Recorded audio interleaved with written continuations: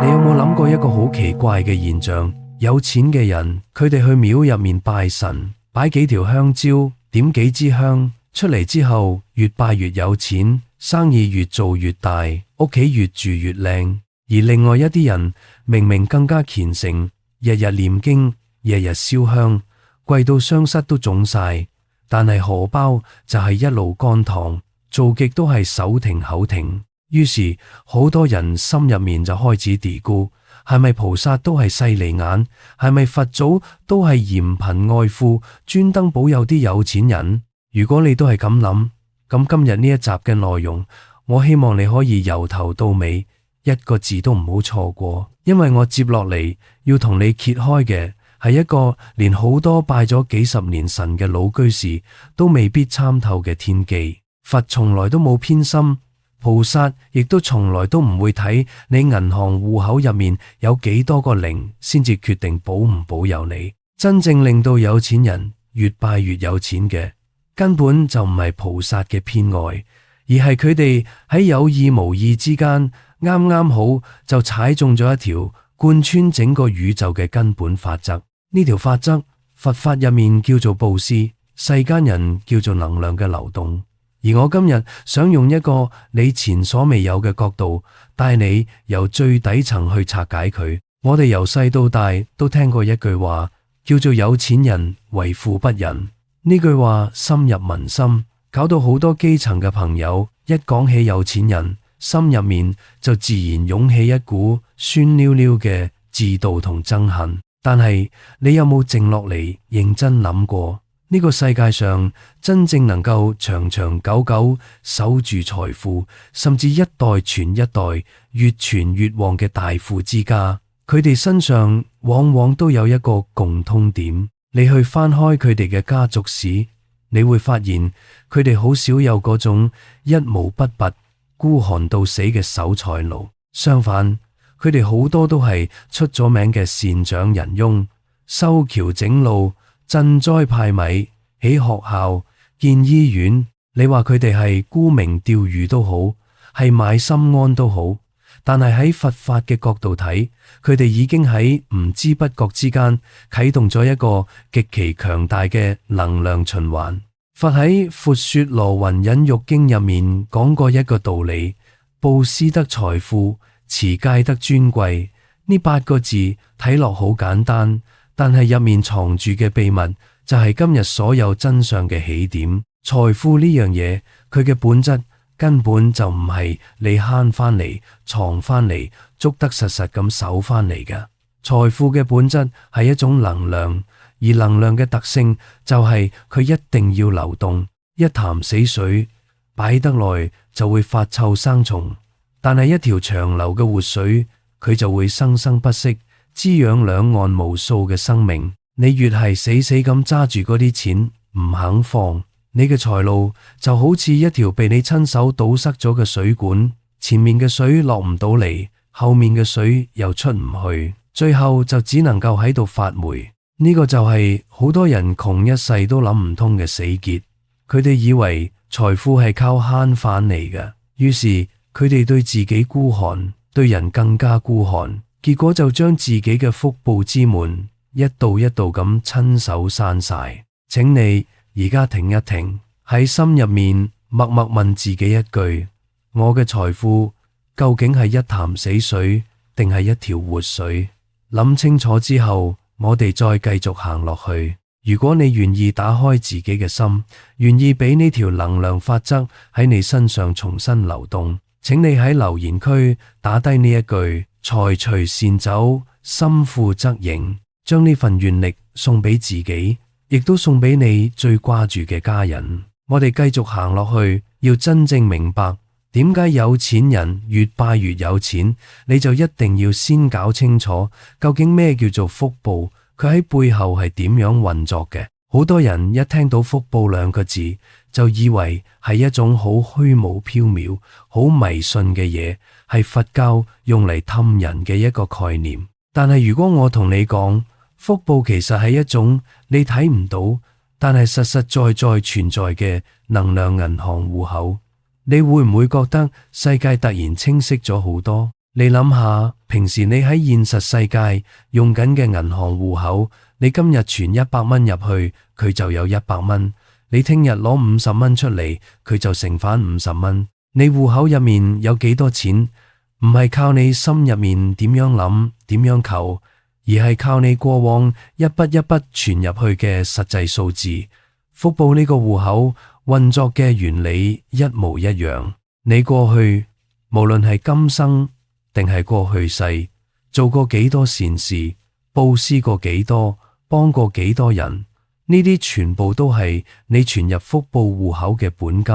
而你今生所享受嘅一切，你住嘅樓，你揸嘅車，你食嘅飯，你身邊嘅人緣，你做嘢嘅順境，呢啲全部都係你不停咁喺度提款。明白咗呢個道理，你就會即刻恍然大悟，點解有啲人明明好似冇做過咩特別嘅嘢，但係一世人都順風順水，又點解有啲人明明已經好努力，但係偏偏處處碰壁？唔係老天爺唔公平，而係佢哋兩個人嘅福報戶口入面本金嘅數字差咗一大截。佛喺經典入面講過一句好重要嘅說話，叫做欲知前世因，今生受這事；欲知來世果，今生作這事。你想知道你前世種落咗咩因，你睇下你今生而家正在承受嘅一切就知道啦。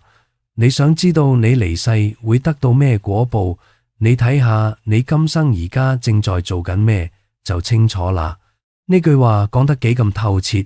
你今生嘅一切都係你過去存款嘅結果，而你今生嘅每一個行為又喺度決定緊你將來戶口入面嘅數字。咁問題就嚟啦，點解有錢人去拜神，佢哋嘅福報戶口好似可以快速增值，而窮人去拜神個戶口就好似一路都係得個吉？關鍵就喺呢度。好多窮人去拜神，佢哋嘅心態其實係一種乞求嘅心態。佢哋跪喺菩薩面前，心入面諗嘅係：菩薩呀，求你保佑我中六合彩，求你保佑我發達，求你俾錢我，求你解決我嘅困難。佢成個過程都係喺度想由菩薩嗰度攞嘢提款。但係問題嚟啦，你個戶口入面本身就冇本金，你拎住一張冇錢嘅提款卡，去到提款機面前撳極都撳唔出錢，你係咪應該怪部提款機偏心？而有錢人去拜神，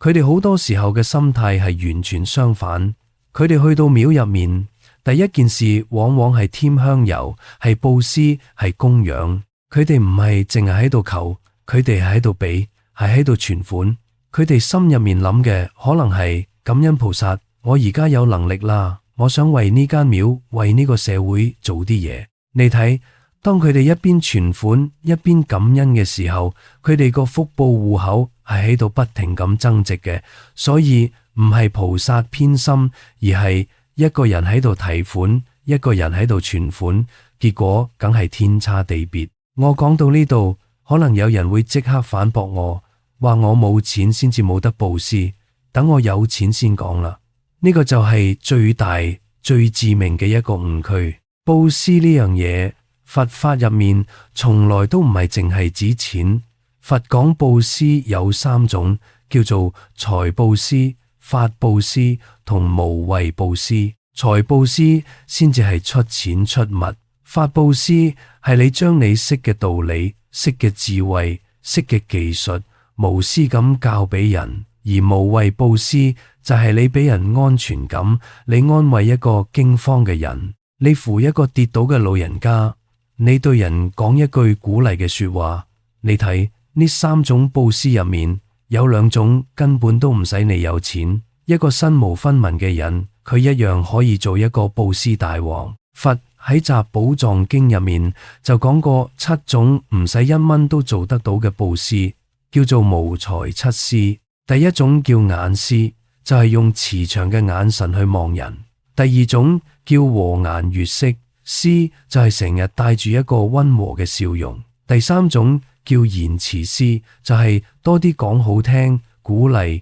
安慰嘅說話；第4種叫身施，就係用你嘅身體去幫人做事，去禮敬人；第五種叫心思，就係心入面常存善意，真心咁為人哋好。第六種叫藏座思，就係讓座，將自己舒服嘅位置讓俾更加需要嘅人。第七種叫房舍思，就係俾人方便，讓人借宿同休息。你聽完之後有冇發現，原來行善積福呢樣嘢根本就唔需要等你發達先做得到，你而家即刻馬上就可以開始喺你嘅福報戶口入面存款。一個成日對人黑口、黑面、孤寒、刻薄，心入面充滿住嫉妒同怨恨嘅人，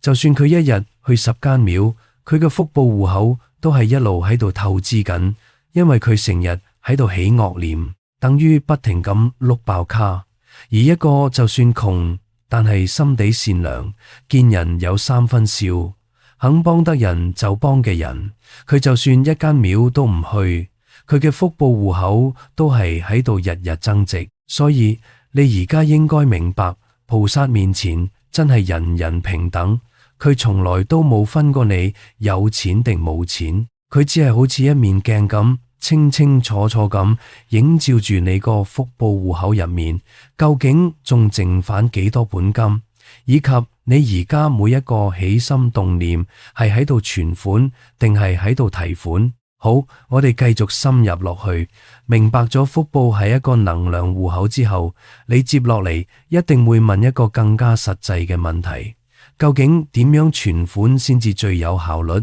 係咪我求得越多，拜得越密，我個戶口就增值得越快？如果你係咁諗，咁你就又再次踩中咗一個好多人都會跌落去嘅陷阱。我而家要同你講一個你可能聽都未聽過嘅核心秘密。真正令到布施嘅能量倍增嘅，根本就唔係你布施嘅金額有幾大，而係你布施嗰一刻嘅你個心。同一筆錢用2種唔同嘅心去布施，佢產生嘅福報可以差到108000里。佛喺經典入面講過一個極之精彩嘅故事，就係著名嘅貧女供燈。話說喺佛陀嘅時代，有一晚，城入面好多有錢人都為佛陀同僧團點燈供養，嗰啲大富長者一出手就係幾百盞、幾千盞嘅油燈，將成條街照到通明透亮，場面非常之虛冚。而喺人群入面有一個非常貧窮嘅女子，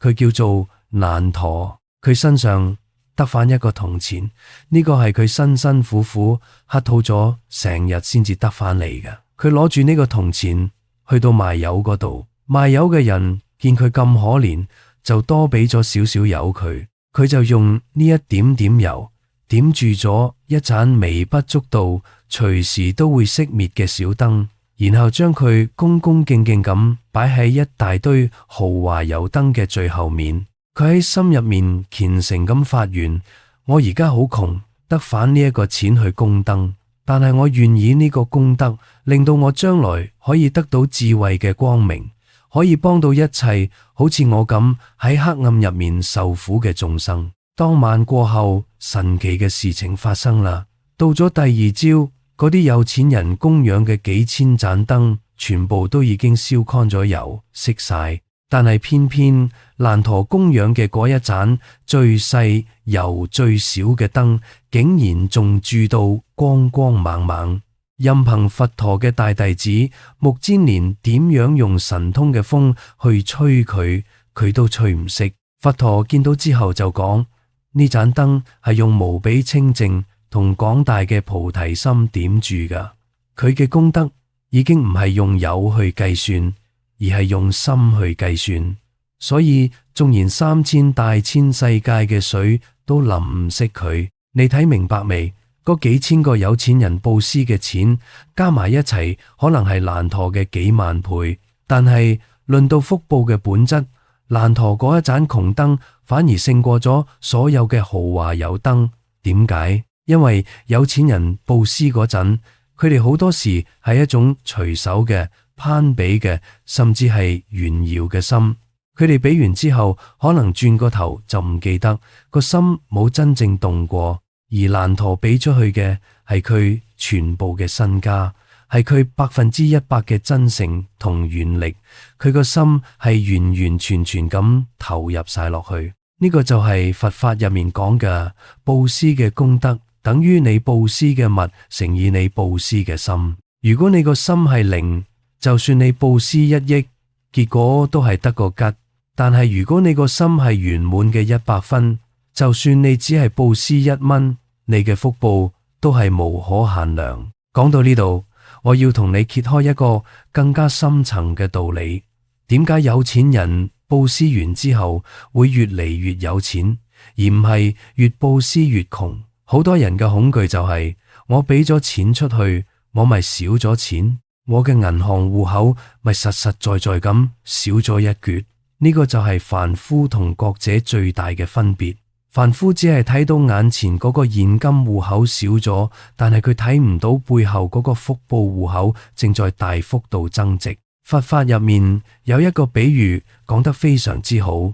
布施就好似農夫播種。一個農夫如果佢因為孤寒捨唔得將手入面嗰啲穀種撒落田入面，佢驚撒咗就少咗，於是佢將所有穀種都死死咁揸喺手裏面。結果係點？結果就係佢手裏面嗰啲穀種擺到最後發霉爛晒，佢一粒米都收唔到，最後活活餓死。而一個有智慧嘅農夫，佢會毫不猶豫咁將手上嘅穀種撒落肥沃嘅田地入面。表面上睇，佢手上嘅穀種係即刻少咗，但係過咗一段時間，佢收返嚟嘅係成千上萬倍嘅豐收。布施就係播種，你布施出去嘅每1蚊，都係你撒落福田入面嘅一粒種子。你而家睇到嘅損失，只不過係一個短暫嘅假象，佢喺另一個維度入面，正在為你孕育住排山倒海咁多嘅回報。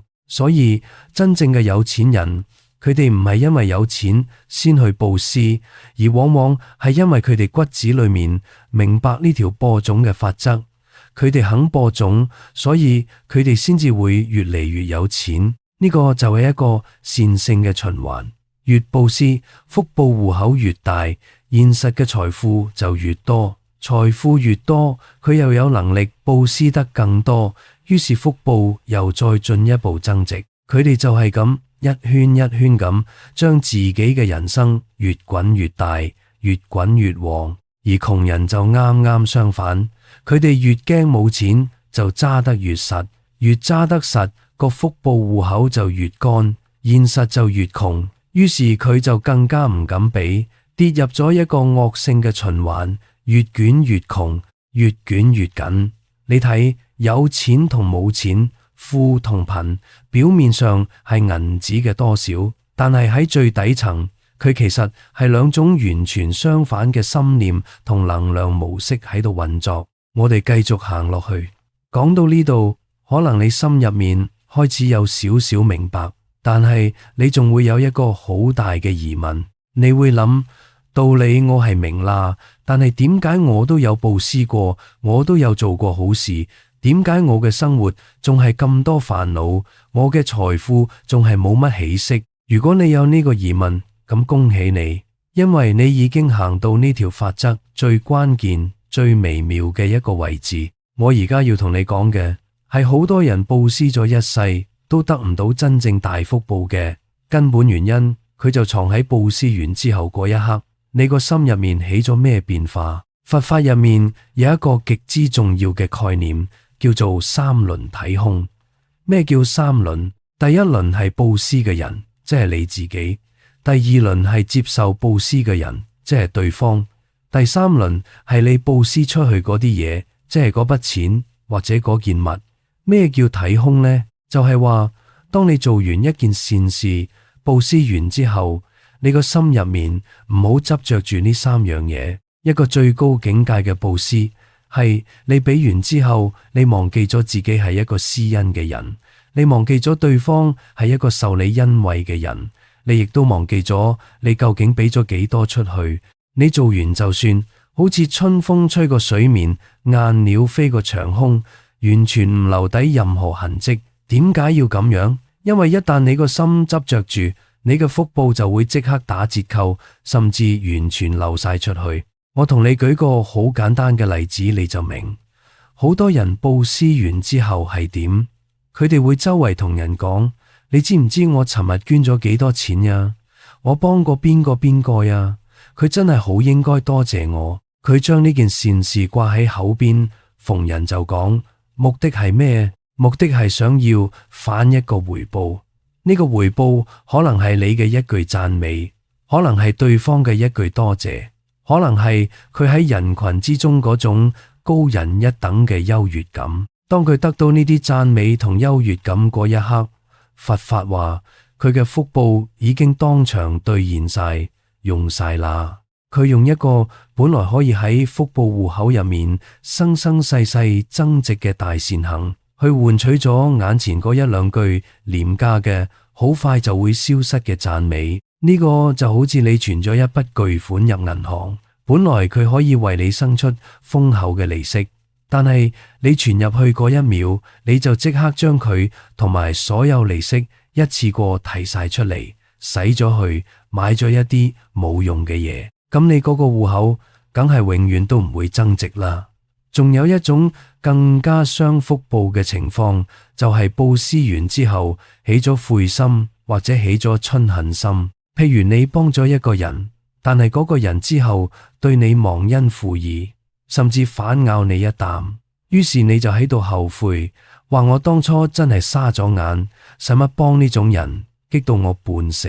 當你一起呢個悔恨同嗔恨嘅念頭，你之前種落嘅嗰啲善因，就好似一棵啱啱發芽嘅幼苗，俾你親手用一把嗔恨之火，一下子燒到乾乾淨淨。佛喺經典入面講過，一念嗔心起，百萬障門開。一個嗔恨嘅念頭，足以燒毀你好耐好耐先至積落嚟嘅功德森林。所以你而家應該明白啦，布施唔係淨係俾錢出去咁簡單，布施之後嗰個心嘅修煉先至係真正嘅功夫。真正嘅有錢人，佢哋身上往往有一種好特別嘅氣質，就係佢哋做完善事之後好平靜，佢哋唔會周圍張揚，亦都唔會去計較對方有冇感恩。佢哋已經喺唔知不覺之間做到咗某種程度嘅三輪體空。所以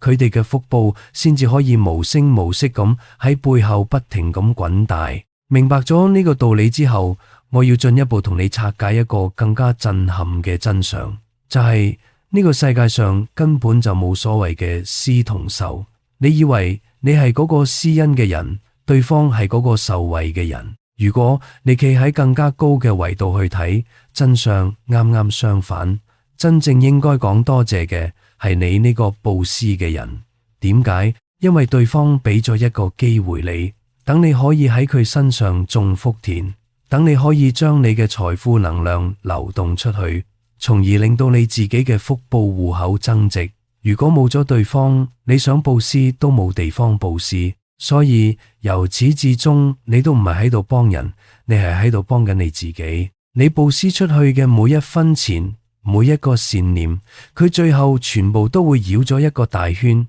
加返好多好多倍，流反轉嚟你自己嘅生命入面。佛法講嘅自利利他、自度度人，講嘅就係呢個道理。利益人哋同利益自己根本就係同一件事，救度人哋同救度自己根本就係同一個過程。當你個心入面再冇咗施同受嘅分別，再冇咗高人一等嘅你種傲慢，你嘅布施就會去到一個全新嘅境界。你會發現，原來你喺度幫人嗰一刻，你個心入面湧出嚟嗰種喜悅同安寧，佢本身就已經係一個無比巨大嘅回報。佢遠遠超過咗任何金錢可以買到嘅快樂。呢種喜悅，佛法叫做法喜，係由你嘅自性入面自然流露出嚟嘅。佢唔需要任何外在嘅讚美去支撐。一個人一旦嘗過呢種法喜嘅滋味，佢就會由衷咁愛上布施。佢會發現，原來俾出去比攞翻嚟仲開心。當一個人到達咗呢個境界，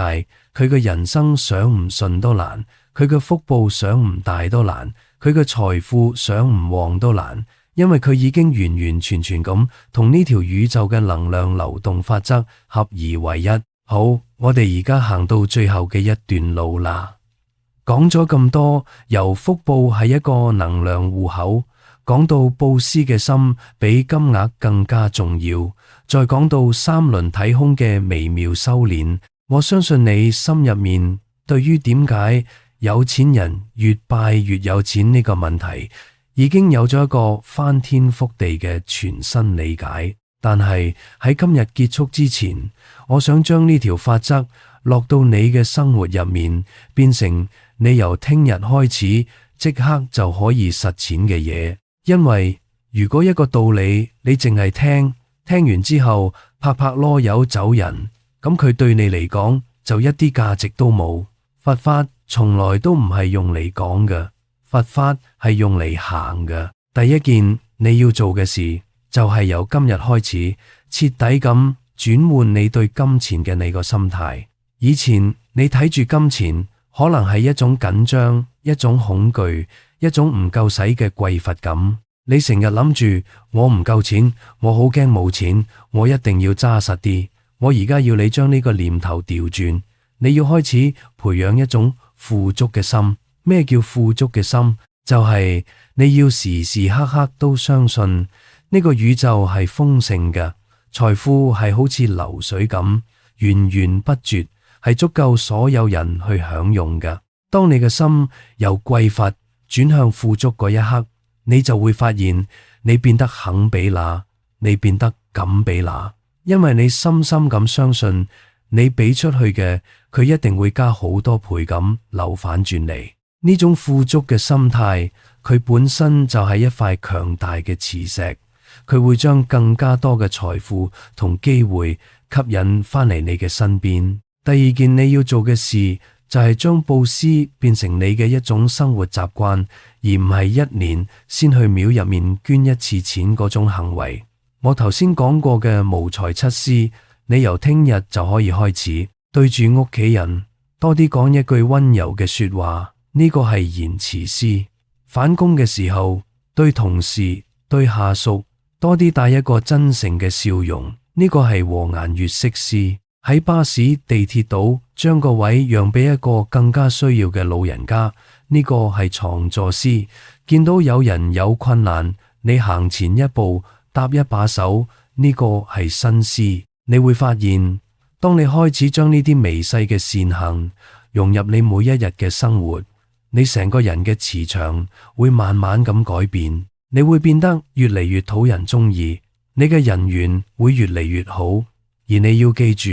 喺呢個世界，人緣本身就係一種最寶貴嘅財富。所有嘅生意，所有嘅機會，佢嘅本質都係人同人之間嘅信任同連結。當你嘅福報戶口因為呢啲日積月累嘅善行而變得越嚟越豐厚，你就會發現好多以前你諗都唔敢諗嘅好運同貴人，會喺你意想唔到嘅時候，一個一個咁出現喺你生命入面。第三件，亦都係最重要嘅一件事，就係你要學識將你嘅布施同你嘅修行同呢個更加廣大嘅世界連結埋一齊。你布施嘅時候，唔好淨係諗住自己同屋企人嘅福報，你嘅心可以放得更加大。你可以喺心入面發願，願我呢一個微細嘅善行可以利益到天下所有正在受苦嘅眾生，願佢哋都可以離開痛苦，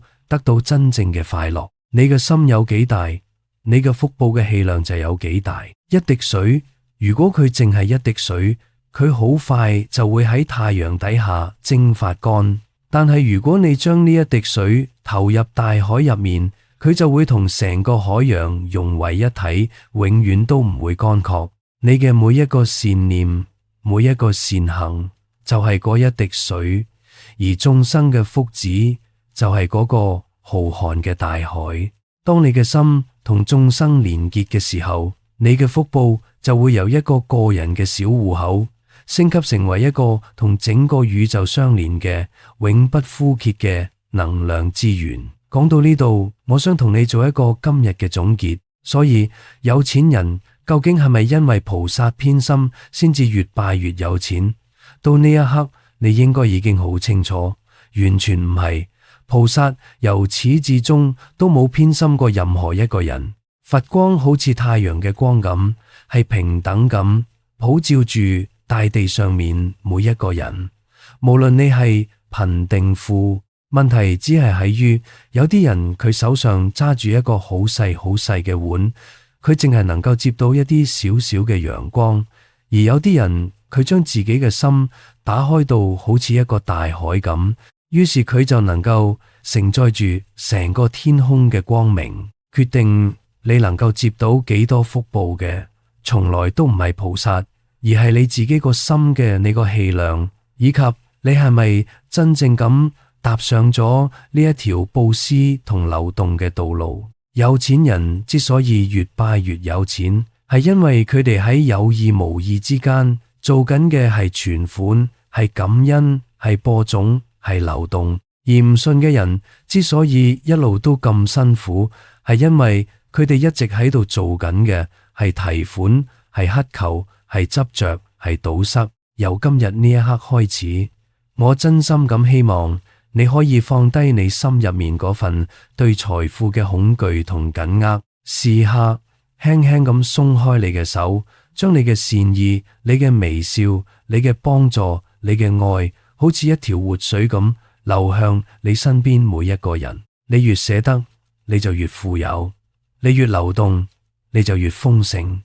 呢個就係佛陀喺2500年前就已經為我哋揭開嘅呢一條貫穿整個宇宙亘古不變嘅根本法則。今日呢一集嘅內容，如果有任何一句說話曾經輕輕咁觸動過你嘅心，令你對財富、對福報、對人生有咗哪怕係多一丁點唔同嘅領悟，我都會為你感到由衷嘅歡喜。如果你身邊都有一啲朋友，佢哋成日為咗錢財而煩惱，成日覺得老天爺對自己唔公平，請你將呢一集嘅內容分享俾佢哋。可能你呢一個微細嘅舉手之勞嘅善行，就正正係今日呢一集所講嘅一種法布施。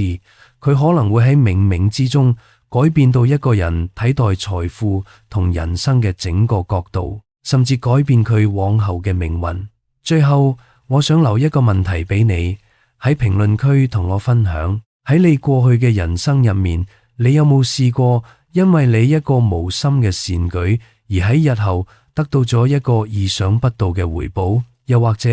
你嘅心入面而家最想將你嘅善意同布施流向邊一個人？將你嘅故事同願望寫低，因為當你寫低嗰一刻，你已經喺度為自己種落咗一顆新嘅美好嘅種子。願你由今日起心富則盈，財隨善走，福報綿綿，生生不息。